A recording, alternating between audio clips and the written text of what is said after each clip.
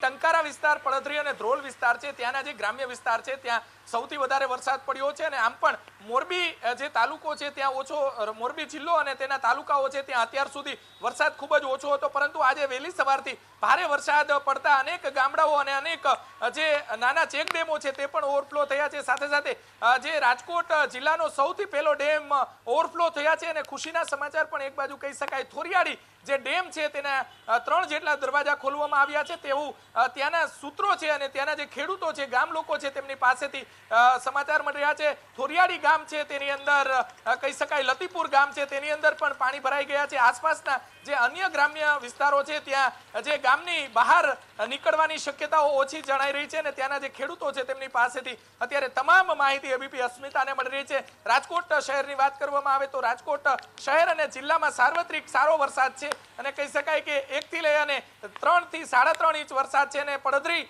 તાલુકાની વાત કરવામાં આવે તો 8 થી 10 ઇંચ માત્ર 6 કલાકની અંદર વરસાદ પડ્યો છે. ત્યારે કહી શકાય કે સારો એવો વરસાદ અત્યારે પડ્યો છે અને ખાસ કરીને ખેડૂતોમાં ખુશીનો માહોલ જોવા મળી રહ્યો છે. જી બિલકુલ, આભાર પરાક્રમ આ સમગ્ર માહિતી બદલ. તો જે રીતે આપણે દ્રશ્યમાં પણ નિહાળી રહ્યા છું કે સૌરાષ્ટ્ર જે વિસ્તાર છે ત્યાં ખાસ કરીને ભારે વરસાદ થયો છે અને આગામી સમયમાં પણ આગામી 24 કલાકમાં પણ ભારે વરસાદની આગાહી. જ્યાં જુઓ ત્યાં પાણીના જે દ્રશ્યો, 8 થી 10 ઇંચ જેટલો વરસાદ અત્યાર સુધી સૌરાષ્ટ્રમાં ખાબકી ગયો છે અને તમામ પ્રકારની જે કાર્યવાહી છે તે કરવામાં આવી રહી છે.